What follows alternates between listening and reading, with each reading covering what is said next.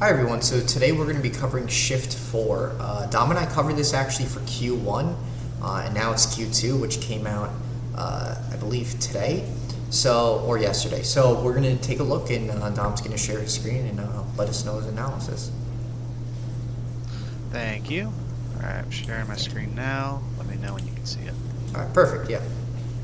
Cool.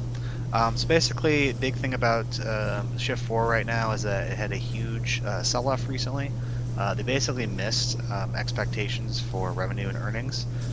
So people thought, oh, we need to sell off right now. And it's actually funny is that they've actually now updated their guidance to be better and higher than before. The main reason for this is that they acquired another company called Global Blue Group, and that was completed in July. And they're expecting from that to get a bunch more revenue, over 330 million. And so that's why they're basically saying, hey, our guidance is actually going to be higher now. We know the sales are lower because they're going to have more revenue sources coming their way. That's kind of the extent of the main changes since the last Q1 update. So I'll let Matt take over and he'll talk about the numbers and how they're looking currently. Okay, great. Thank you, Dom. Appreciate it. Yep. All right, so pretty much I'm going to share my screen right now, and we are going to take a look at the DCF. And the DCF, it is quite good. So this is actually Wall Street forecast, so it's 20% undervalued at 82.20. And if we check historical growth is even better. It's 82% undervalued. I don't know if it's this much undervalued.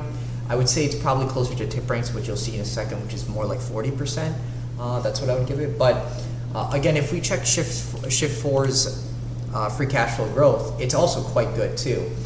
Currently 304 million. Projected by the end of 2027, 811 million. So just shy of $1 billion. And I think this is pretty in line. I think this is very good. This is an excellent free cash flow growth, just like AMD's. Not as good as AMD's, but still this is extremely good as well. If we check the financial health, let me just pull that out. The financial health, one thing they'll say is I don't like that the debt is getting higher, but keep in mind the reason why they added so much debt is because of the recent acquisition of Global Blue. I believe it costs about $2 billion or $2.5 billion to acquisition, so that's why they added a lot of debt to the balance sheet. I think that this acquisition will pay off the debt in the long term, but you could see too that the cash is also skyrocketing as well. And I think given enough time, cash and equity is just going to get higher, debt's going to get lower, and that's essentially the golden zone of what you want to see from something like this, from a company like this. So last thing I'm going to show is Tipranks, and we got to be very quick with this. So 9 buys, 5 holds, 40% upside if you could take a glimpse at it quickly, and a low of 90, and a middle of like 115, 110.